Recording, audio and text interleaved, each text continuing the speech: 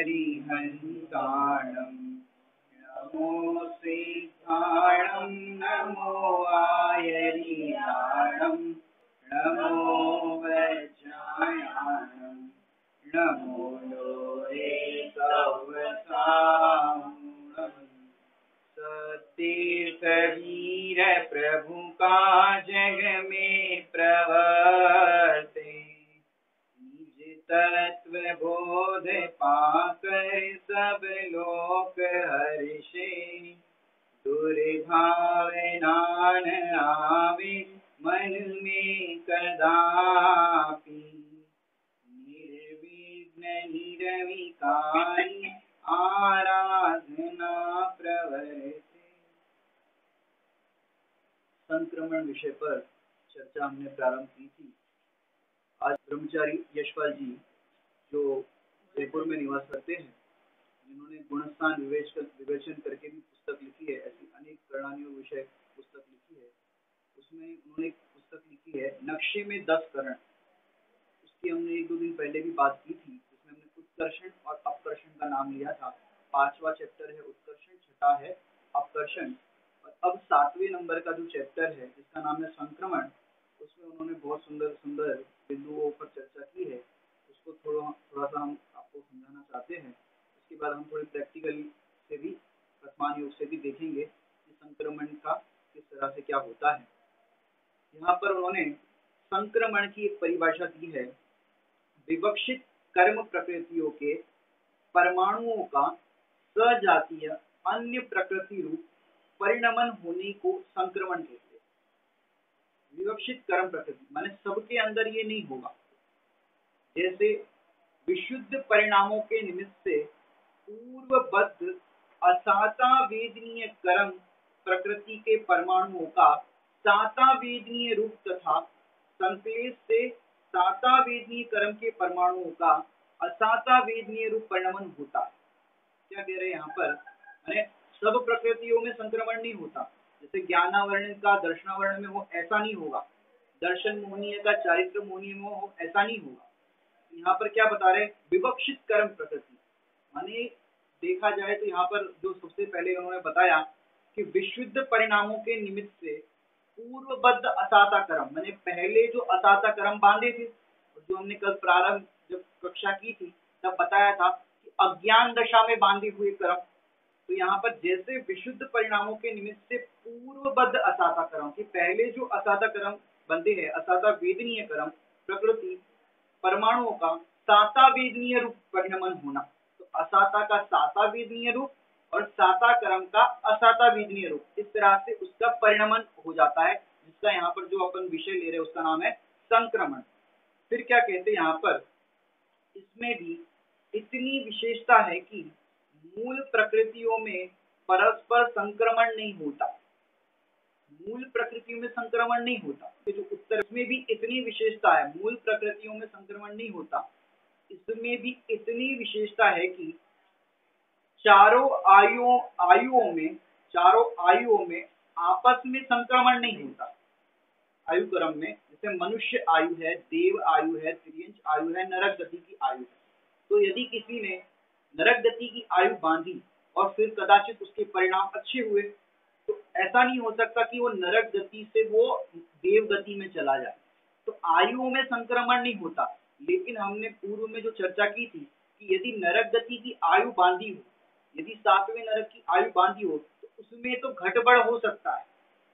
उस आयु के अंदर भी, नरक गति की आयु के अंदर भी जो स्थिति और अनुभाग है, जो उत्कर्ष अपकर्ष में बात की थी, उसमें तो गड़बड़ हो सकता है, लेकिन आयु में संक्रमण नहीं हो सकता अन्य गति में या अन्य आयु में, जो यहाँ पर शब्द लिखा है। फिर क्या कहते हैं, मोहनीय का उत्तर भेद दर्शन मोहनीय का चारित्र मोहनीय में संक्रमण नहीं होता। दर्शन मोहनीय और चारित्र मोहनीय समझते होंगे आप लोग। दर्शन मोहनीय और चारित्र मोहनीय, दर्शन मोहनीय माने जो मिथ्या दर्शन रूप जो है परिणाम, वो है दर्शन मोहनीय। और उसके बाद भी माने जैसे दृष्टांत देकर के समझाता हूँ दर्शन मोहनीय और चारित्र मोहनीय को, सरल दृष्टांत से कि एक व्यक्ति माने 2 व्यक्ति सिगरेट पीते हैं। अब एक व्यक्ति तो सिगरेट को क्या जानता है कि सिगरेट तो पीने लायक है नहीं, एक व्यक्ति ऐसा जानता है। और एक व्यक्ति सिगरेट पी रहा है लेकिन उसको आनंद आ रहा है। अब बताओ सिगरेट किसकी पहले छूटेगी या किसकी नहीं छूटेगी? कि भाई जो उसको गलत जानता है कि ये आदत गलत है उसकी तो एक ना एक दिन छूट जाएगी, लेकिन जो गलत ही नहीं जानता और आनंद मान रहा है उसकी तो छूटना मुश्किल है। तो वो है दर्शन मोहिनी, और जिसकी छूट गई, अब छूट जाने के बाद अब क्या होता है, छोड़ दो जी जो सिगरेट, अब छूटने के बाद क्या होता है, वो तड़प होती ना, इतने टाइम से पी रहा था तो वो भले ही जानता है कि ये पीने लायक नहीं है, फिर भी वो एक दिन सिगरेट खरीद लेगा, थोड़ी सी मुंह में डाल देगा, जलाएगा फिर बंद करेगा, जलाएगा बंद करेगा, थोड़ी सी पी लेगा फिर बुझा देगा और सोचेगा पीने लायक नहीं। तो ये पीने लायक नहीं उसका श्रद्धान में तो पक्का हो गया, लेकिन वो उसकी तड़प के कारण वो पुनः उसका सेवन करता हुआ दिखाई देता है या वो करना चाहता है ऐसी तड़प के कारण, तो वो है चारित्र मोहिनी।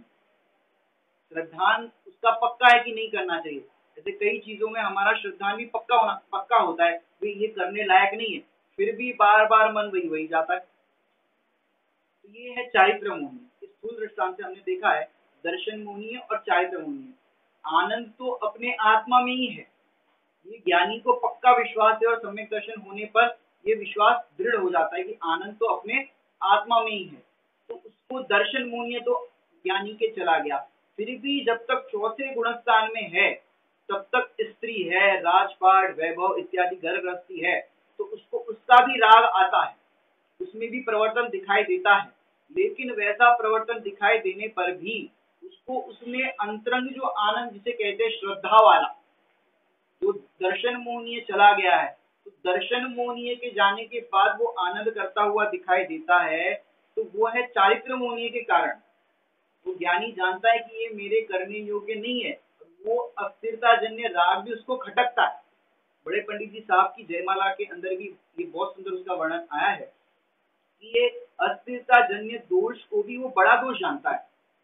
क्या लिखा है वहां पर, अस्थिरता जन्य प्रभु दोष भारी, खटकती है रागादि परिणति विकारी। और खटकने पर भी क्या होता है, विश्वास है शीघ्र ये भी मिटेगी, स्वभाव के सन्मुख ये कैसे टिकेगी।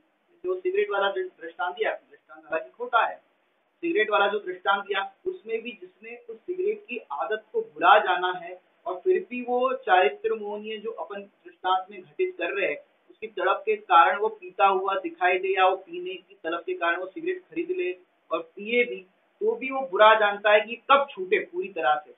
ये है चारित्र मोहनी। इस तरह से दर्शन मोहनी और चारित्र मोहनी है, तो उस दोनों में संक्रमण नहीं होता, दर्शन मोहनीय का चारित्र मोहनीय में इस तरह से। लेकिन दर्शन मोहनीय के भेदों में एवं चारित्र मोहनीय कर्म के भेदों में परस्पर संक्रमण होता है, उसके भेदों में संक्रमण होता है।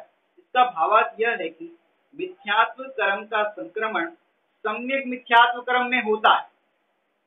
मिथ्यात्व का क्या बताया, मिथ्यात्व कर्म का संक्रमण सम्यक मिथ्यात्व कर्म में होता है, और सम्यक मिथ्यात्व कर्म सम्यक प्रकृति में संक्रमित परिवर्तित होता है, उनका आपस में होता है। पेटा भेद जो आपको पता ना, उसके उत्तर भेद जो यहाँ पे शब्द दिया है, तो क्या कह रहे हैं, और सम्यक प्रकृति कर्म स्वमुख से उदय में आकर दर्शन मोहनीय कर्म पूर्ण रूप से नष्ट हो जाता है। स्वमुख में आकर माने उसका जो उदय आता है और फिर क्या होता है, दर्शन मोहनीय कर्म पूर्ण रूप से नष्ट हो जाता है। आगे देखो क्या कहते हैं, उसी तरह चारित्र मोहनीय कर्म की भी अनंतानुबंधी चौकड़ी अन्य 12 कषाय एवं 9 कषायों में संक्रमित विसंयोजित होते हैं। विसंयोजन होना एक प्रकार से संक्रमण ही होना है। माने चारित्र मोहनीय की जो कर्म प्रक्रिया है, अनंतानुबंधी चौकड़ी जो है, माने अनंतानुबंधी की 4 और आगे की भी जो 4 अपन कहते हैं, अप्रत्याख्यान, प्रत्याख्यान और संज्वलन, 9 कषाय, उनका भी संक्रमण उसमें हो जाता है। जैसे संज्वलन क्रोध मान में बदल जाता है, जो अपन ने एक दृष्टांत से भी देखा था, 4 कषाय को घटित किया था। किसी ने बोली ली तो बोली लेने पर उसको मान कषाय हो गई, और फिर योग्य उसको सम्मान आदि नहीं मिले तो वही मान क्रोध रूप में परिवर्तन हो गया, और फिर उसको योग्य सम्मान आदि दे और कहे मंच पे माला वगैरह पहना रहे, और फिर वो कहे कि नहीं नहीं हमको सम्मान नहीं चाहिए, तो वही क्रोध मायाचार में परिवर्तित हो गया, हमको नहीं चाहिए। और जैसे तैसे उनको मंच पे बुला दिया माला पहनाने, फिर सोचा कि ऐसे दाम इत्यादि हम और दे, ऐसा सम्मान और सब कुछ हमको और मिलेगा, तो वो जो मायाचार है वो लोभ में परिवर्तित हो गया। तो इस तरह से चारों कषाय एक दूसरे में इस तरह से परिवर्तित हो जाती, माने संक्रमित हो जाती। टोडरमल जी ने भी इसका वर्णन किया है कि एक कषाय कभी कम कम हो जाती है तो दूसरी हावी हो जाती है, इस तरह से संक्रमण हो जाता है। फिर क्या कहते हैं, मान माया में माया सूक्ष्म लोभ लोभ रूप में संक्रमित होती है, अंत में सूक्ष्म लोभ स्वमुख से नष्ट हो जाता है। क्रम से ये कषाय जो नष्ट होती है तो अंत में सूक्ष्म लोभ भी ऐसे नष्ट हो जाता है। कर्मों एक फिर क्या कहते हैं आगे, मति ज्ञानावरण, अब अगला पॉइंट है, मति ज्ञानावरणादि कर्म केवल ज्ञानावरण में संक्रमित हो जाते हैं। कौन सा कर्म, मति ज्ञानावरण कर्म केवल ज्ञानावरण कर्म में संक्रमित हो जाते हैं। जैसे देखो मिट्टी होती है, मिट्टी, अब वो रज है तो रज उड़ करके हो सकता है कोई बड़े पहाड़ जो मिट्टी का पहाड़ है उसमें मिल जाए, तो वो जो रज है छोटी सी रज, वो रज बड़े पहाड़ में मिल जाए तो क्या हो जाएगा, वो रज एक पहाड़ के रूप में संक्रमण हो गया। तो मति ज्ञानावरण है वो केवल ज्ञानावरण में संक्रमण हो जाएगा, माने अगर विराधना क्योंकि मति ज्ञान है, वो मति ज्ञान के समय अपन विराधना करे तो वो केवल ज्ञान होने नहीं देगा। और फिर केवल ज्ञानावरण कर्म मति ज्ञानावरण आदि में बदल जाता है। जैसे बड़ा सा पहाड़ है, केवल ज्ञानावरण को पहाड़ की अपन उपमा देते हैं, तो बड़ा सा पहाड़ है और वो पहाड़ घिसते घिसते घिसते घिसते या टूटते टूटते टूटते क्या हो जाएगा, रज रूप में हो जाएगा। तो केवल ज्ञानावरण कर्म वो मति ज्ञानावरण रूप में भी संक्रमित हो जाता है। इस तरह से एक दूसरे में संक्रमण होता रहता है। एक अवस्था से दूसरी अवस्था रूप संक्रांत होना, ये संक्रमण, ये इसकी परिभाषा आ गई। एक अवस्था से दूसरी अवस्था रूप संक्रांत होना, कन्वर्ट होना, मिलना, इसका नाम संक्रमण है। और एक पूरी ऊपर एक विवक्षित कर्म वाली भी परिभाषा बताई, दो परिभाषा हो गई। अब आगे अगला बिंदु है, कर्मों का यह संक्रमण 4 प्रकार का है। कितने प्रकार का है, जो अपन ने पूर्व में चर्चा की थी, प्रकृति संक्रमण, स्थिति संक्रमण, अनुभाग संक्रमण और प्रदेश संक्रमण। इस तरह से 4 रूप संक्रमण होता है। तो ये अपन ने अनाथ जी की जो पुस्तक है उसके आधार पर थोड़ी वाचना की है, और अपनी जो चर्चा चल रही थी संक्रमण, उसमें थोड़ी चर्चा और अपन बढ़ाते हैं आगे। कल अपन जो बिंदु अपना जितनी चर्चा हुई थी उससे थोड़ा आगे अपन लेते हैं कि जो अपने को असमर्थ अनुभव करते हैं कि भाई हम तो असमर्थ है, हमारे में तो सामर्थ्य नहीं है, हम तो कुछ कर ही नहीं सकते, तो वो किस तरह का कर्म मानते हैं कि वो असमर्थ ही हो जाते। जैसा आप अपने आप में विचार करो कि हम नहीं कर सकते, जैसे कभी कोई छोटा सा दृष्टांत देकर के प्रारंभ करता हूँ कि जो लोग सोचते कि हम काम नहीं कर सकते, हमसे नहीं होता, इतने लोगों का काम नहीं होता, वैसे नहीं होता। जैसे आपको दृष्टांत छोटा सा, आपके घर में 10 मेहमान आ जाए या आपके रिश्तेदार आ जाए, तो समझो पति के रिश्तेदार आ जाए, पति के घर वाले हो वो रिश्तेदार आ जाए, या पियर के आएंगे तो अच्छे से काम कर लोगे आप, लड़के के मामा आ जाए तो अच्छे से काम करोगे, भैया है। और समझो पति के रिश्तेदार आ जाए, चाचा आ जाए और उनके और रिश्तेदार आ जाए, और घर में काम करना पड़े तो कैसा लगता है, भाई हमसे काम नहीं होता, हमसे नहीं होता, तो ये काम नहीं होता, हम असमर्थ है। तो ऐसी दशा होगी, आप काम करना चाहोगे तो भी नहीं कर पाओगे, शारीरिक संक्रमण ऐसा हो जाएगा आपका। आप में सामर्थ्य है काम करने की, फिर भी आप नहीं करते हो, सामर्थ्य को छुपाते हो, या कभी काम पड़ रहा हो और आप कहोगे कि हमारा सिर दर्द कर रहा है, सिर दर्द कर नहीं रहा है, लेकिन आप कहोगे कि हमारा सिर दर्द कर रहा है, तो उस संक्रमण भी ऐसा हो जाएगी, थोड़ी देर बाद आपका सिर दर्द होने लगेगा। परिणाम आपने ऐसे किए ना कि हम असमर्थ है, हम काम नहीं कर रहे, मम्मी ने बोला कोई काम करना है, पोछा लगाना है, झाड़ू लगाना है, या काम वाली बाई नहीं आई तो बर्तन मारना है, अपन ने बोला पेट दर्द कर रहा है, सिर दर्द कर रहा है, मम्मी ने कहा ठीक है बेटा आराम करो, और फिर अपन मोबाइल खेलने लगे और काम में लग गए, और अपन ने काम से बचना चाहते, तो क्या होगा, कि आपको वैसा ही कर्म का उदय आएगा। यह है संक्रमण। शारीरिक रूप से भी ये लोगों को होता है कि भाई हमको ऐसा उदय क्यों आया, क्या होता है कि आपने ही ऐसे कर्म बांधे। और मैं आपसे पूछना चाहता हूँ कि जैसे आप लोग, धन की आवश्यकता हमको कितनी पड़ती है भाई, दाल रोटी सब्जी खाना है, इतना अपने को जीवन है, जीवन जरूरियात कितनी होती है, लेकिन लोग करोड़ों अरबों खरबों रुपए कमा रहे हैं। ग्रंथों में तो ऐसा कहते हैं कि भाई श्रीमद जी की भाषा में कहे तो छाछ रोटला की व्यवस्था हो गई हो तो तू आगे आजीविका मत कर, तू तो आराम से अपना स्वाध्याय कर, सम्यक दर्शन रत्न की प्राप्ति करके आनंद कर, तो इतनी व्यवस्था है तो अधिक पाप मत कर। तो फिर इतना क्यों कर रहे हो? तो लोग ऐसा भी उत्तर देते हैं कि पंडित जी देखो आजकल बीमारियां कैसी हो रही है, अभी देखो कोरोना आ गया और तो और बड़ी बड़ी बीमारियां है, राज बीमारियां, कैसे क्या कहते हैं वो, कैंसर वाली बीमारी, कैंसर है, डायबिटीज है, और जो जो बड़ी बड़ी बीमारियां है, कदाचित ऐसी बीमारी हो गई तो ये जो धन है वही तो काम आएगा। हॉस्पिटल के बिल के खर्चे कितने होते हैं?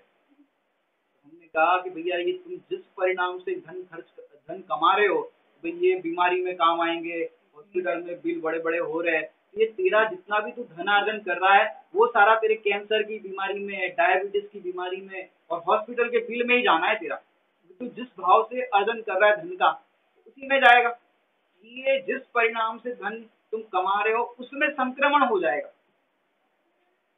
ये जितनी भी चीजें आप करते हो, मेडिक्लेम लेते हो, मेडिक्लेम भी आजकल लेते हो आप लोग मेडिक्लेम, अब लेना नहीं लेना वो हम नहीं बता रहे, हमारा तो समझाना ये है कि मेडिक्लेम आपने निकलवाया तो मेडिक्लेम साल भर का होता है, अब साल भर का निकलवाया, अब पूरे फैमिली का 5-6 लोग है या जितने भी लोग आपने सबका निकलवाया मेडिक्लेम, अब समझो कोई बीमार नहीं हुआ, 1 साल 2 साल कोई बीमार नहीं हुआ, तो आपके परिणाम क्या होते हैं कि भाई मेडिक्लेम के पैसे अपन भरते हैं और वो गए, डूब गए पानी में, कोई बीमार तो हुआ नहीं, तो किस काम का वो, फायदा तो अपने को हुआ नहीं। कोई एक आध दिन बीमार होता तो अपने को फायदा होता ना। अब क्या चाहते हो, मेडिक्लेम लेकर के भी ये चाहते हो कि हम बीमार हो, माने आप बीमारी को निमंत्रण देते हो जिससे हमको पैसा मिले, फायदा हो, तो क्या फायदा मिले, हम बीमारियों को लाना चाहते, तो ये संक्रमण करते हैं। हम किस भावना से लेते, भाई कदाचित बीमार हो गए, हॉस्पिटल का कोई खर्चा आ गया तो फिर वो मेडिक्लेम कंपनी वाले हमको उसका भुगतान करेंगे। तो चाहते क्या हो, बीमारी होए, अरे हम ऐसी परिणति अपनी बनाए, अपना खान पान ऐसा बनाए, अपना शुद्ध सात्विक जीवन हो, बीमारियां आएगी नहीं तुम्हारे पास।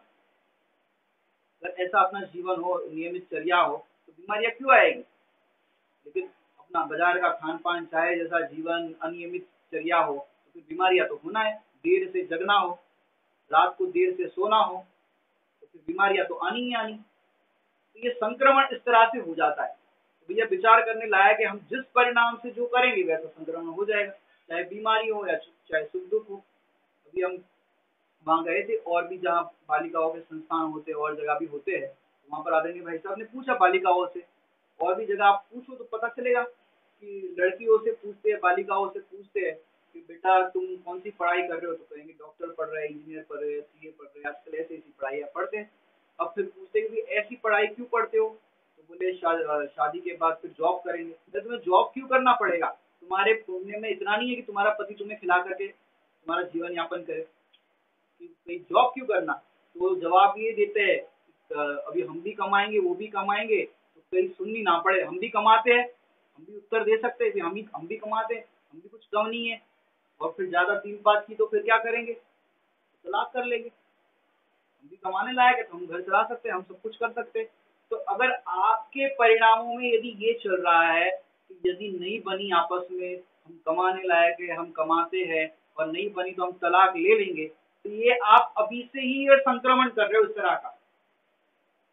अब राम सीता जी का, अंजना जी का जीवन, ये सब सतियों के पढ़ो, जो 16 सतियों की ये पुस्तक है, और भी जो सतियों के जीवन चरित्र पढ़ो, उनके जीवन में कैसी कैसी परिस्थितियां आई, फिर भी उन्होंने क्या किया, उनको आदर्श बनाओ।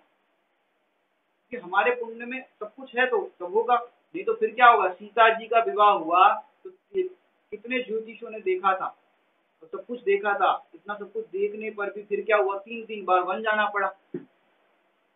हम तो ऐसी तैयारी करें कि चाहे जैसी परिस्थिति आए, हम भेद विज्ञान करेंगे, आत्मबल प्रकट करेंगे, स्वाध्याय के बल पर हम परिस्थिति के अंदर भेद विज्ञान से रहेंगे। तैयारी तो ये करना है, तो जैसी तैयारी करोगे वैसा आपका होगा। क्योंकि क्या होता है, हमारी जो सामर्थ्य है, सामर्थ्य माने थोड़ी सी आध्यात्मिक दृष्टिकोण से भी लेंगे, फिर इसको पॉइंट को आगे बढ़ाते हैं कि क्या होता है कि मेरा स्वभाव तो मात्र जानना देखना है, ये सबको पता है, जानना देखना है। अब क्या होता है कि कई लोगों को ऐसा होता है कि भाई हम कोई आपकी बुराई करे, कोई बुराई करे तो आप सुन सकते हो कि नहीं सुन सकते? नहीं सुन सकते। क्यों नहीं सुन सकते? मैं अभी पॉइंट क्या ले रहा हूँ, असमर्थ अनुभव करने वाला असमर्थ हो जाता, पॉइंट ये है। और इसी को हम आध्यात्मिक दृष्टिकोण से समझने का प्रयास करते हैं। आपकी कोई बुराई करे तो आप सुन नहीं सकते, बराबर। आपके बारे में कोई बुरा कहे तो सुन नहीं सकते, और कोई आपका बुरा करते हुए दिख जाए तो देख नहीं सकते, मतलब देख भी नहीं सकते और सुन भी नहीं सकते, दो बातें हैं। अब क्या होता है, देखना और सुनना ये मेरा स्वभाव है कि नहीं? पहले तो देखना सुनना, कि जानना देखना है, जानना देखना है। अगर किसी ने आपको गाली दी या आपके बारे में कुछ कमेंट किया तो आपने जाना, देखा, उसके अलावा क्या किया या क्या कर सकते हो? कुछ नहीं कर सकते। अब देखो क्या होता है कि अगर आपके परिवार वाला, देखो जैसे मम्मी आपको कुछ कहे, थोड़ा दृष्टांत को समझाने के लिए प्रयास करते हैं। जैसे पीहर के अंदर जब बच्ची छोटी होती है, शादी के पहले माता उसको चाहे जैसा कहे, बच्ची को, लड़की को चाहे जैसा कहे, चोटी खींच ले, चाहे जैसा कुछ कहे, अच्छे से रोटी बनाओ, तुम ढंग से रोटी नहीं बनाती, ढंग से काम नहीं करती, तो इस तरह से कहे मम्मी, तो लड़की को कितना बुरा लगता है? कितना बुरा लगता है कि मम्मी है बोलती रहती, अब तो तू मैंने कुछ भी कहे तो मम्मी अपनी मम्मी लगती। छोटे से गोद के बालक को भी देखो आपने, अब मम्मी ने बच्चा रो रहा था, मम्मी ने दो चार चांटे लगा दिए, दो चांटे लगा दिए गोद के बच्चे को, तो बच्चा रोने लगा। और हमने कहा कि अब तुम्हारी मम्मी बहुत गंदी है, बहुत रुलाती है, तुमको मारती है, हमारे पास आ जाओ, हम तुम्हें ले जाएंगे। तो बोलो बच्चा आएगा कि नहीं आएगा? नहीं आएगा। क्यों? इतना मारने पर भी बच्चे को क्या लगता है कि ये तो मेरी माँ है, बराबर, वो भाव भाषण है। ऐसे ही पियर में जब बच्ची को ऐसे डांट पड़ जाए, मारे या कुछ भी करे मम्मी, तो भी क्या लगता है मेरी माँ है, जैसी भी मेरी माँ है, वहां पर अपनापन होता है। अब जरा सा शादी के बाद सास जरा सा दो शब्द कुछ कह दे, तुम ढंग से काम नहीं करती हो, ऐसी हो वैसी हो, तो फिर कैसा लगता है वो इफेक्ट। वहां पर पीहर में भी माँ कह रही थी और यहाँ पर भी सासू माँ कुछ कह रही थी, दोनों जगह कहने का जो ढंग एक सही है। जहाँ पर अपनापन होता है वहां पर जोर से भी कहा जा सकता है, जहाँ पर अपनापन नहीं होगा वहां तो ले लीजिए, खा लीजिए, फॉर्मेलिटी वाली बात होती है, जिसको अपन कहे कि जहाँ पर अपनापन नहीं होता वहां पर औपचारिक रिश्ते होते हैं, औपचारिक कथन होता है, फॉर्मेलिटी वाले कथन होते हैं, जैसे अन्य लोगों से बात करते हैं। और जहाँ पर अनौपचारिक रिश्ते हो, फॉर्मेलिटी की वहां जरूरत नहीं पड़ती, वहां तो तू तरह से या चाहे जैसे अपन बात करते हैं, तो वहां पर यदि सास कुछ कह दे तो फिर पूरा अपन व्हाट्सएप पे घुमा देंगे, पीयर में बात करेंगे, मेरी सास खराब है, मेरे ऐसे खराब है। होता है कि नहीं होता? क्यों होता है कि वहां पर आपने घर में तो माता के साथ अपनापन का व्यवहार और यहाँ पर पराये जैसा व्यवहार, तो आप असमर्थ अनुभव करोगे तो असमर्थ हो जाओगे। मैं तो कह रहा था कि देखने जानने की सामर्थ्य, हम बुराई नहीं सुन सकते। क्यों नहीं सुन सकते? मैं आपको बताऊं, जब व्यापार करते हो तो व्यापार करते समय जिसके साथ व्यापार आपने किया वो आपको गाली देकर के भी व्यवहार करेगा, पैसे लेने जाओगे गाली देकर के व्यवहार करेगा, तो सुन सकते हो कि नहीं सुन सकते? आपको 1 करोड़ का आपने बिजनेस किया, उसमें 25 लाख का प्रॉफिट है, बोलो चाहे जैसी वो गाली देगा, चाहे जैसा आपको भला बुरा कहेगा, आपको 2 घंटा बिठा करके रखेगा उसके दुकान पे, उसके ऑफिस में, बोलो उसका व्यवहार देख सकते हो, गाली सुन सकते हो? सुन सकते हो। क्यों सुन सकते हो? वहां पर आपको क्या दिखता है? 25 लाख का प्रॉफिट दिखता है, तो वो दिखता है, तो गालियां और इस तरह का व्यवहार दिखाई नहीं देता। तो उतनी देखने जानने की आपको सामर्थ्य आ गई कि नहीं आ गई? देखने जानने की सामर्थ्य आ गई। छोटा सा दृष्टांत देता हूँ, छोटा सा बालक, जो अपन ने कल दृष्टांत भी लिया था, 5 रुपए का सिक्का खो गया, उत्कर्षण अपकर्षण में दिया था, तो 5 रुपए का सिक्का खोने पर उस बच्चे को कितना दुख हुआ? दुख नहीं हुआ। मम्मी को दुख हुआ? मम्मी को भी नहीं हुआ, 5 रुपए का सिक्का है, क्या है, अब आपका भी समझो 5 रुपए का सिक्का खो जाए दुख होगा? नहीं होगा। 50 रुपया खो जाए तो भी इतना नहीं होगा। 500 रुपए का नोट खो जाए तो थोड़ा दुख होगा। 2000 का नोट, अभी 1000 का तो बंद हो गया, मोदी जी ने बंद करा दिए। 2000 का नोट खो जाए तो उससे ज्यादा होगा। अब 2000 की जगह पे आपका 2000 की गड्डी का लॉस हो जाए, 2 लाख रुपए, तो दुख होगा कि नहीं होगा? होगा। मतलब दुख बढ़ता गया। प्रैक्टिकल से अपन समझ रहे हैं इसको। अब यही चीज समझो, 2 लाख की गड्डी अंबानी की खो जाए, जिसमें से गिर जाए, अंबानी की 2 लाख की गड्डी खो जाए, उसको दुख कितना होगा? कुछ नहीं होगा। वो ध्यान भी नहीं देगा अंबानी। 2 लाख का ध्यान देगा, खोजने लगेगा, उससे में उसका कितना नुकसान हो जाएगा। उसको 2 लाख का नुकसान हो तो दिखाई नहीं देगा, और तो और 2 करोड़ का नुकसान हो तो अंबानी को तो भी उतना ज्यादा फर्क नहीं पड़ेगा। 200 करोड़ का तो थोड़ा बहुत फर्क पड़ेगा उसको। 2000 करोड़ का उसको थोड़ा बहुत फर्क पड़ेगा। दो और दो 20, अपन ने जो निम्न जो राशि बताई उसमें तो फर्क पड़ना ही नहीं है। 2 लाख में भी फर्क नहीं पड़ा उसको। तो क्यों उसको 2 लाख में फर्क नहीं पड़ा और हमको 2 लाख में क्यों फर्क पड़ रहा है? क्योंकि हमारी देखने जानने की सामर्थ्य इतनी ही लिमिटेड है। एक गरीब व्यक्ति का 2 रुपया भी खो जाए तो उसको दुख होता है, और अपनी सामर्थ्य भाई इतना हो जाए तो कोई ज्यादा टेंशन की बात नहीं है, क्योंकि अपन ने उतना सा देखने जानने की सामर्थ्य को डेवलप किया है। मेरे पास उतना हमने अपने आप को डेवलप किया कि 2 रुपया, 20 रुपया, 100 रुपया, 200 रुपया कोई प्रॉब्लम नहीं। 500 रुपया हो तो थोड़ा सा लगता है, 2000 में थोड़ा सा लगता है, और 2 लाख में तो बहुत ज्यादा टेंशन हो जाती है। ये अपनी लेवल की सामर्थ्य है, बराबर। अब क्या होता है कि धीरे धीरे ये सामर्थ्य, आप भी समझो अरबोपति हो जाओ और फिर आपका 2 लाख का नुकसान हो तो टेंशन नहीं, यहाँ से नहीं तो वहां से उसका फायदा हो जाएगा। तो ये आपने देखने जानने की सामर्थ्य को डेवलप किया है, इस कारण से आपको दुख नहीं हो रहा है, बराबर। ऐसे ही अपन आगे की भूमिका में बात करें, ये तो कषाय के अपेक्षा से दुख होता है। दुख जो होता है वो कषाय, जितनी जितनी कषाय है, जितना जितना मोह है, उतना उतना दुखी होता है। अब आगे की भूमिका में बात करें, दिगंबर मुनिराज को उपसर्ग के काल में, या उनको 22 प्रकार के परिचय, चाहे जैसा लोग कहते हैं निंदा परिचय है, स्त्री परिचय है, और अनेक प्रकार के 22 प्रकार के परिचय है, तो ऐसे प्रतिदिन होते, लेकिन मन में खेद नहीं करते मुनिराज। उनकी कोई निंदा करे तो उनको दुख क्यों नहीं होता, और हमारी जरा सी कोई कोई बात कर ले उनको दुख होता है। क्यों होता है दुख? अब अपनी उतनी देखने जानने की अपन ने सामर्थ्य डेवलप नहीं की। मैं मात्र जानने देखने वाला ही हूँ, ये अपन ने स्वीकार ही नहीं किया। अपने को तो लगता है किसी ने मुझे कुछ कह दिया, अब मुझे माने किसको कहा? ये देह रूप ही तो अपने आप को हम अनुभव कर रहे हैं। अब देह रूप अनुभव कर रहे हैं इसलिए दुख होता है। अपने आप को जिस समय आत्म स्वरूप अनुभव करोगे कि मैं तो मात्र जानने देखने वाला हूँ, this is just a role, I am a soul, जब ऐसा स्वीकार होगा तब दुख नहीं होगा। दिस इज जस्ट रोल, ये तो रोल है, स्वांग है, और मैं तो मात्र जानने देखने वाला। रोल, रोल समझते हो? एक्टर होता है, वो रोल करता है। अब उस रोल के अंदर वो भिखारी का रोल करे, गरीब का रोल करे, कूली मजदूर का रोल करे। अब उसको कोई डायलॉग में मजदूर का रोल कर रहा है तो चाहे जैसा मजदूर के साथ व्यवहार करेगा, जैसा भी उसके अंदर नाटक रूपांतरण होगा वैसा व्यवहार करेगा। लेकिन उस समय भी वो करोड़पति एक्टर अपने आप को क्या अनुभव करता है? मैं तो करोड़पति हूँ, ये तो जस्ट रोल है।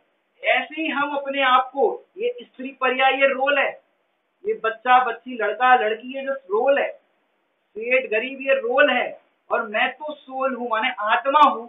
जैसा अपने आप को अनुभव किया आत्मा हूँ, तो निंदा करने वाले पर अपने को कोई भी द्वेष भाव नहीं आएगा, ना किसी से राग होगा, प्रशंसा करने वाले पर राग नहीं होगा, और निंदा करने वाले पर द्वेष नहीं होगा। ऐसे धीरे धीरे देखने जानने की सामर्थ्य बढ़ेगी। भेद विज्ञान करते करते अनंत अनुबंधी चौकड़ी का अभाव होगा। ऐसे धीरे धीरे 3 कसाय चौकड़ी का अभाव होने पर मुनि दशा में देखो उनको कितना ही बाहर में उपसर्ग परिचय हो, कितनी भी कोई निंदा आदि कर दे तो भी कैसे होता है? जिन्हें प्रतीत एक सी होती स्तुतियां और गालियां, सिर पर पड़ती सुमनावलियां, चलती हुई दुनालियां, दोनों समय शांति में रहना हो, दोनों समय शांति में रहना का ही सुख परिणाम है। जग के उन सब मुनि राजों को मेरा नम्र प्रणाम है।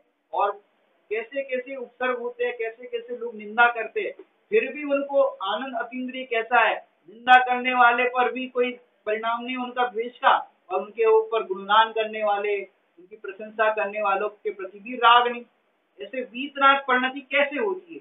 ये देखने जानने की सामर्थ्य कोई तो डेवलप किया है उन्होंने।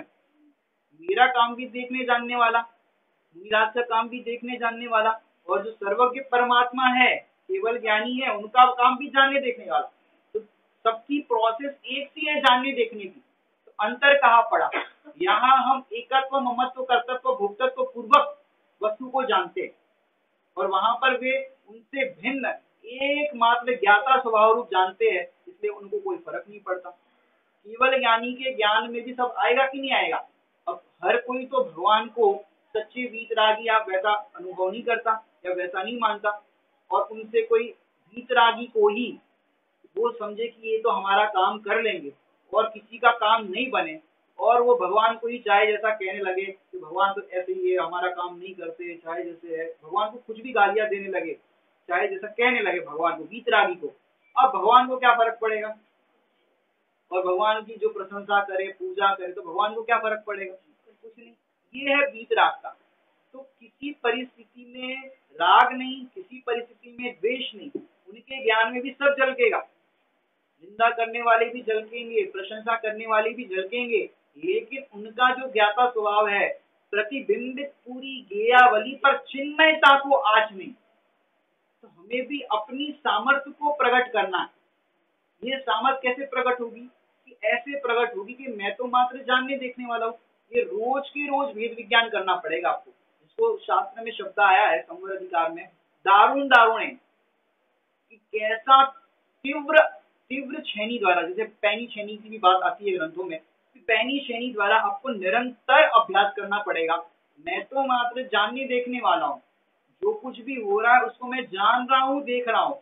तो ऐसे अभ्यास करने पर आपकी सामर्थ्य बढ़ती जाएगी, वेद विज्ञान बढ़ता जाएगा। जरा सा घर में पानी ढुलता है तो माँ कहती है क्या करते हो, ढंग से ग्लास नहीं रख सकते, और कषाय उत्पन्न हो जाती है माँ को, सास को, पानी ढोल दिया। अब ऐसी परिस्थिति आपकी आएगी इस जानने देखने का अभ्यास करने पर। घी ढुल जाएगा, पहले तो कांच कांच की और इस तरह के उसमें रखते थे, घी वगैरह रखते थे, कांच के उसमें घी रखते थे। अब एक बार घटना ऐसी घटी कि बहू वो घी की बरनी 5 किलो की लेकर के आ रही थी, और उसका पैर फिसल गया, तो घी की 5 किलो की बरनी नीचे गिर गई।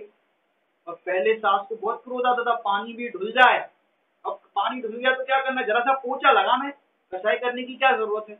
और घी ढुल गया 5 किलो, तो सास ने क्या कहा, बेटा तुम्हें लगी तो नहीं? अरे माँ ये घी गिर गया। अरे घी गिर गया तो गिर गया, तुम्हें तो कुछ नहीं हुआ ना।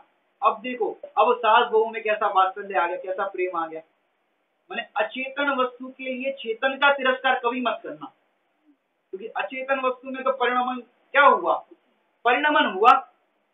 फिर क्या ऊपर ऊपर से उठा लेते, अब 5 किलो घी है तो ऐसे तो जाने नहीं देते, ऊपर ऊपर का उठा लेते, देख लेते। लेकिन परिणमन हुआ, हम क्या करते हैं, वस्तु का जो भी परिणमन होता है उसको राग या द्वेष या कषाय रूप उसमें अपने आप को जोड़ करके अटैच हो जाते हैं, जिससे नवीन कर्म बंध में वो संक्रमण हो जाता है। अभी तो उदय आया और उदय फिर नया कर्म बांधेगा। तो असमर्थ अनुभव करने वाले असमर्थ हो जाते कि हम जान नहीं सकते, हम देख नहीं सकते। अरे एक समय ऐसा आएगा कि आप सब कुछ जान सकते हो, सब कुछ देख सकते हो। आपको ये कहे कि आपके बारे में कोई कुछ कह रहा था, हम आपको क्या बताए, आपको बताओ क्या कह रहे थे, कि नहीं आप सुनोगे तो आपको गुस्सा आ जाएगा। अरे हमें गुस्सा नहीं आएगा। एक बार पंडित साहब से, बड़े पंडित जी साहब का प्रसंग आया, तो किसी ने कहा ऐसा कि हम तुम्हें देख लेंगे। पंडित साहब हमारा किसी से ऐसा झगड़ा हो गया, उनने कहा कि हम तुम्हें देख लेंगे। तो पंडित साहब ने कहा कि तुम भी कह देते जवाब में कि हम भी तुम्हें देख लेंगे। पंडित साहब आप क्या कह रहे हो, देख लेंगे? अरे उनने कहा तुमको कि हम तुम्हें देख लेंगे, तो तुम भी कहो हम तुम्हें देख लेंगे। पंडित साहब हम तो कसाई करना नहीं चाहते, हम तो झगड़ा करना नहीं चाहते। हम कौन सी झगड़ा कसाई करने की कह रहे, हम भी तो ये कह रहे तुम उनको ऐसा कहो हम तुम्हें देख लेंगे, माने हम तुम्हें अकर्ता ज्ञायक देख लेंगे, क्योंकि हमारा ये स्वभाव है अकर्ता ज्ञायक देखना। तुम्हारी भाषा में देखने वाली बात नहीं है, कि तुम कहते हो हम तुम्हें देख लेंगे, माने तुम्हारा बिगाड़ सुधार कर लेंगे, वो वाली बात नहीं। हम तुम्हें अकर्ता ज्ञायक देख लेंगे। तुमने जो क्रोध का परिणाम किया, दुर्व्यवहार किया, उसके तुम अकर्ता हो, ज्ञायक हो। ये तो मेरा ही उदय ऐसा था कि तुमको वैसा परिणाम हुआ, मेरा ही उदय ऐसा था। यदि आपके पास, एक बहुत अच्छी बात बताता हूँ, यदि आपके साथ कोई दुर्व्यवहार करता है, इसमें अपना उदय का विचार करना, और यदि आप किसी के साथ दुर्व्यवहार करते हो तो ये आपका दोष है, ये विचार करना, ये हमारा दोष है। और आपके साथ यदि होता है तो आप उदय का विचार करना, सामने वाले को दोष मत देना। और इससे क्या होगा कि आपकी सामर्थ्य बढ़ेगी, भेद विज्ञान अंदर में बढ़ेगा, उस टाइम पे आप दुखी नहीं होंगे। देखो पुराण के इतने प्रसंग हैं, उन्होंने किसी को दोष क्यों नहीं दिया। एक भी पुराण की घटना आप बताना, चाहे सतियों की हो या महापुरुषों की हो, उनके जीवन में ऐसी विकट परिस्थिति आने पर भी एक भी महापुरुष ने या एक भी सती ने आत्महत्या जैसा परिणाम कभी नहीं किया, मन में भी नहीं लाया। और करने की बात तो दूर, मन में भी नहीं लाया। क्यों नहीं लाया? क्योंकि उनके पास कोई ऐसे ग्रंथ वगैरह तो थे नहीं। फिर भी ऐसी सामर्थ्य को उन्होंने प्रकट किया था भेद विज्ञान के द्वारा कि ऐसी परिस्थिति में भी उन्होंने धैर्य ही अवलंबन है, धर्म ही सहायक है, ऐसा उन्होंने भेद विज्ञान का, धैर्य ही अवलंबन, धर्म ही सहायक है, और संयोग जितने भी हैं कोई भी विश्वास के लायक है। कब कैसा किसका क्या परिणाम हो जाए, तो इसका विचार करना। इस सतियों के महापुरुषों के अंदर अपन बात करें तो अंजना सती की बात करें तो उन्होंने क्या, जब ससुराल से निकाल दिया केतुमती ने, और जब पीहर जाना था तो उसकी सखी थी, उसका नाम था वनमाला। तो वनमाला के साथ वो पीहर के निकट गए और वनमाला ने जा करके बताया कि भाई ऐसे ऐसे हुआ है। तो पीहर के दरवाजे भी खुले नहीं, लेकिन जिस समय वहां पर वो एकांत नदी के किनारे, वो सामायिक का काल था, तो सामायिक कर रही थी अंजना सती। उस समय वो कवि ने जो अपनी कल्पना लिखी अपनी साहित्यिक शैली में, तो उनके कैसे परिणाम हुए, तो अंजना सती के परिणाम वहां पर लिए कि हे प्रभु, मैं आपसे कुछ नहीं चाहती, मैं तो आपसे बस इतना चाहती हूँ, हे प्रभु मुझे ऐसी सामर्थ्य दो कि किसी को दोष देने की सामर्थ्य ना रहे। कैसे परिणाम हुए? हे प्रभु देना है तो इतना दो, भगवान देते नहीं, ये बात समझते हैं, लेकिन ये भक्ति के अंदर इस तरह के भाव प्रकट किए जाते हैं कि हे प्रभु आप मुझे ऐसी सामर्थ्य दो कि किसी को दोष देने की सामर्थ्य ना रहे, अपने आप को मैं अपने आप को इतना समर्थ बना दूं, ऐसे ही हम अपने आप को इतना समर्थ बना दे कि हमारे बारे में कोई कुछ भी कह दे तो भी हम अपने आप को ज्ञाता स्वभाव रूप अनुभव करें, क्षमता से भेद विज्ञान करें, ऐसी सामर्थ्य प्रकट, अपने आप को कभी भी असमर्थ अनुभव ना करें। तो अपन एक देखते हैं, असमर्थ अनुभव करने वाला असमर्थ हो जाता है, और असमर्थ अवस्था में जो अपने आप को समर्थ अनुभव करता है उसकी सामर्थ्य देखो कैसी बढ़ जाती है। असमर्थ अवस्था में, कल दृष्टांत भी मैंने आपको दिया था, गरीब था और खीर जरा सी थी, अपने आप को असमर्थ नहीं अनुभव किया। माँ ने भली आहार दान का प्रकरण समझाया कि ऐसे ऐसे मुनिराज को आहार देते हैं, लेकिन बालक तो भोला था, बालक कह देता जरा सी खीर है, पहली बार तो खाने मिल रही है, अब उनको दे देंगे तो हम क्या खाएंगे, ऐसा परिणाम नहीं लाया, अपने आप को असमर्थ अनुभव नहीं किया। असमर्थ था, दरिद्रता थी, फिर भी सामर्थ्य बढ़ाई कि नहीं नहीं हम तो देंगे। ऐसे ही यहाँ पर एक दृष्टांत आपको देना चाहता हूँ, हमारे भरत क्षेत्र के अगर कहे कलिकाल सर्वज्ञ कहलाने वाले कुंदकुल आचार्य, जो पूर्व भाव में ग्वाली की पर्याय में थे, पढ़ना लिखना कुछ नहीं जानते थे, जंगल में जाते थे और गायों को चराते थे। एक दिन क्या हुआ, जंगल में आग लग गई और एक पेड़ के कोटर के अंदर एक ग्रंथ था और वो पेड़ जल नहीं रहा था, बाकी सारे पेड़ जल रहे थे। तो कौतूहलवश वहां पर जाकर के देखा कि सारे पेड़ जल रहे हैं और ये पेड़ तो नहीं जल रहा है। देखा तो उसके अंदर एक ग्रंथ मिला, तो बड़ी भक्ति पूर्वक, बड़ी प्रीति भाव पूर्वक वो अपने घर लेकर के आया। पढ़ना लिखना नहीं जानता था, ये भी हुआ कि भाई कोई निराज मिल जाए, कोई संत मिल जाए, उनको हम ये देंगे, वो पढ़ेंगे।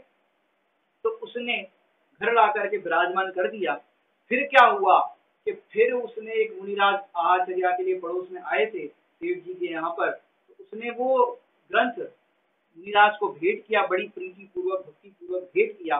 और फिर क्या हुआ कि वही हमारे पंचम काल के कलिकाल सर्वज्ञ समर्थ आचार्य भी कहा जाता है। भरत क्षेत्र के समर्थ आचार्य कुंदकुंद हुए और कुंदकुंद आचार्य सदैव विदेह गए थे और 8 दिन रह करके वहां से ये समय से इत्यादि। अब उनको विचार 11 वर्ष की उम्र में दीक्षा और 44 वर्ष की आयु में आचार्य पद और साक्षात दिव्य ध्वनि का देखो लाभ। अब देखो असमर्थ थे, ग्वाले की पर्याय में कुछ जानते नहीं थे, ज्ञान नहीं था, फिर भी बड़ी भक्ति पूर्वक प्रीति पूर्वक जो ग्रंथ का माने ज्ञान का उपकरण शास्त्र का दान किया, तो देखो कितनी सामर्थ्य बढ़ गई। ऐसे भक्ति और प्रीति पूर्वक वो ज्ञान दान का जो उपकरण शास्त्र देने पर मैंने कुछ नहीं था उसके पास, धन इत्यादि कुछ नहीं था, लेकिन अपनी वो असमर्थ अनुभव नहीं किया, सामर्थ्य को बढ़ाया। एक घटना याद आती है कि एक बाई जी, कम से कम काफी समय हो गया, फूलचंद जी सिद्धांत शास्त्री के टाइम की घटना है। एक बाई जी शतखंडागम ग्रंथ पढ़ रहे थे। अब सोचो अभी वर्तमान में भी कितने लोग होंगे शतखंडागम ग्रंथ पढ़ते होंगे? नहीं पढ़ते होंगे, ज्यादा बहुत कम लोग होंगे वो पढ़ते होंगे। और वो बाई जी भी समझो ज्यादा पढ़ी लिखी तो नहीं थी, स्वाध्यायी नहीं थी, लेकिन शतखंडागम ग्रंथ पढ़ रहे थे। तो बाई जी को फूलचंद जी सिद्धांत शास्त्री ने बोला कि जो विद्वान लोग हैं वो भी नहीं पढ़ते और बाई जी आप पढ़ते हो, आपको समझ में आता है कि नहीं आता? तो उन्होंने कहा कि भाई देखो पहले हमने विराधना की तो अब समझ में नहीं आ रहा है, लेकिन आचार्यों ने बड़ी करुणा पूर्वक ये ग्रंथ लिख करके गए हैं, कम से कम उसको प्रीति पूर्वक भक्ति पूर्वक पढ़ ले, अभी नहीं तो बाद में तो समझ में आ ही जाएगा। तो ये उनको अब मैंने ज्यादा पढ़ी लिखी नहीं थी, फिर भी भक्ति पूर्वक प्रीति पूर्वक पढ़ने का परिणाम अपने आप को असमर्थ नहीं अनुभव किया। कई लोग ऐसा कहते हैं कि भाई हमको तो समझ में नहीं आता, तो समझ में नहीं आता तो शास्त्र स्वाध्याय ही नहीं करते, प्रवचन ही नहीं सुनते कि भाई समझ में नहीं आता। अरे भाई पहले विराधना की इसलिए आप समझ में नहीं आ रहा है, कम से कम प्रीति पूर्वक विशुद्धि पूर्वक आप आकर के बैठो तो सही, आकर के बैठोगे तो एक ना एक दिन समझ में आ जाएगा। अगर समझने ही नहीं आओगे तो कहाँ से समझ में आएगा? तो ये जो 5 प्रकार की लब्धियां है, उस लब्धि के अंदर डॉक्टर साहब जब ये लब्धियों की चर्चा करते हैं तो डॉक्टर साहब कहते हैं समझने आना यह विशुद्धि लब्धि, समझने आना यह विशुद्धि लब्धि, समझ में आना यह क्षोक्षम लब्धि। तो कम से कम समझने तो आओ, विशुद्धि तो बढ़ाओ, तो विशुद्धि बढ़ाओगे तो क्षोक्षम भी बढ़ेगा, ज्ञान भी प्रकट होगा। और अभी नहीं बढ़ाओगे तो क्या होगा पता है आपको? देखो आपको एक घटना बता करके समझाना चाहते हैं कि विराधना के फल में ज्ञान घटता है और आराधना के फल में ज्ञान बढ़ जाता है। किस तरह से बढ़ा? एक नागदत्त सेठ की घटना आती है। वो नागदत्त सेठ और सेठानी रहते थे। अब सेठ जी ने प्रतिज्ञा करी कि मैं जब तक सामायिक करूंगा तब तक ये दिया जलेगा और जैसे ही दिया बुझ जाएगा तो मेरी सामायिक पूरी हो जाएगी। वो सामायिक कर रहे थे नागदत्त सेठ। तो क्या हुआ कि सामायिक करते करते उनको तो प्यास लग गई। अब हो सकता है, अब 2 बातें हैं, या तो सेठ जी को रात्रि में जल लेने का जल लेते होंगे, एक बात। दूसरी बात कि भाई उन्होंने 4-5 बजे भोजन कर लिया हो और उसके बाद उन्होंने सामायिक ली हो और फिर जो संध्या काल बाकी हो माने सूर्यास्त के पहले ही उनकी सामायिक पूरी करने का संकल्प हो, इस तरह से हो, तो फिर पानी का जो विकल्प है उसकी पूर्ति का हो सकता है। इस तरह से दोनों विचार किए जा सकते हैं। तो ज्यादा समझ में ये आता है कि उन्होंने पहले भोजन कर लिया हो या तो फिर शाम को सिर्फ पानी ही लेना हो, इस तरह से भी समझ सकते हैं अपन। तो उन्होंने इस तरह का नियम किया था कि जब तक ये दिया जलेगा, क्योंकि पहले के जमाने में लाइट तो होती नहीं थी, दीपक जलाते थे, तो फिर उन्होंने इस तरह का नियम किया था। अब सेठानी जी को लगा कि भाई इनकी जल्दी सामायिक पूरी ना हो जाए, इनका ध्यान अच्छा लगा हुआ है, तो फिर उस दिए के अंदर और घी डाला। घी डालने पर क्या हुआ, वो तो जलता रहा दिया और सेठ जी को पानी पानी पानी माने कर रहे थे कौन सी क्रिया, सामायिक की। तो सामायिक की क्रिया के अंदर पानी पानी का विकल्प आया और वहां पर आयु पूरी हो गई तो देह छूटी, और देह छूटी तो पानी के विकल्प से सेठ जी कहाँ गए, मेंढक, मेंढक बन गए सेठ जी। तो अब यहाँ पर थे संगी पंचेंद्रिय, क्षोक्षम ज्ञान भी अच्छा था, सामायिक इत्यादि सब करते थे। तो पानी का विकल्प आने पर क्या हुआ, सेठ जी कहाँ चले गए, पानी में माने मेंढक की पर्याय में। अब मेंढक की पर्याय में आने पर भी उनको पूर्व के संस्कार तो थे ही। अब सेठ जी ने क्या किया कि सेठ जी माने सेठ जी मेंढक बन गए, अब मेंढक वहां पर महावीर भगवान का समोशरण आया था, उस मेंढक को भी जानने का भाव आया कि मैं समोशरण में भगवान के दर्शन करूं। तो समोशरण में भगवान के दर्शन करने के लिए मेंढक भी चल पड़ा पंखुड़ी लेकर के फूल की।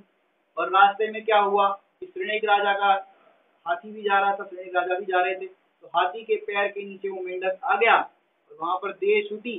तो परिणाम उसके कहाँ के थे? समोशरण में भगवान के दर्शन करने के, विशुद्धि उसकी दर्शन करने का भाव था। तो अब वहां पर देह छूटी। अब देखो, सेठ जी की पर्याय में देह छूटी तो मेंढक की पर्याय में ज्ञान घट गया, और फिर मेंढक की पर्याय में देह छूटी तो देह बना, तो वहां पर 3 ज्ञान का धारी हो गया, मति ज्ञान, शुद्ध ज्ञान और अवधि ज्ञान। वहां पर ज्ञान बढ़ गया। तो कैसे बढ़ा? यहाँ पर विशुद्धि के परिणाम बढ़े, आराधना के परिणाम बढ़े, तो संक्रमण हो गया, ज्ञान भी बढ़ गया। कम ज्ञान था तो ज्यादा ज्ञान में हो गया। तो ऐसे अपने आप को कभी भी असमर्थ अनुभव मत करो। असमर्थ अनुभव करने वाले का ज्ञान घटता है, और सामर्थ्य को बढ़ाते हैं और सामर्थ्य का विचार करते कि हम भी स्वाध्याय कर सकते हैं, हम भी समझ सकते हैं, उनका ज्ञान बढ़ता है। आप लोग से प्रश्न करना चाहता हूँ, मुनि बन सकते हो कि नहीं बन सकते? यह भावना भाव, लेकिन साथ में अब अगर हम कहें भैया मुनि बनोगे तो वहां पर भैया गर्मी के दिनों में देखो कैसी लू लपट आएगी, गर्मी लगेगी, मच्छर काटेंगे, और बरसात के अंदर भी आपको बिच्छू बिच्छू आदि की भी बाधा हो सकती है। भूख लगेगी और आहार नहीं मिलेंगे, प्यास लगेगी, पानी नहीं मिलेगा। बोलो चलेगा? ऐसा कहे तो भैया ऐसे तो हमें समझ नहीं आ रहा है कि मुनि बने कि नहीं बने। अरे भैया, सम्यक ज्ञान होने पर सब समर्थ हो सकता है। जैसे छोटे से बालक को कहो, कोई फर्स्ट स्टैंडर्ड में पढ़ता है, बेटा डॉक्टर बनोगे? हाँ बनेंगे।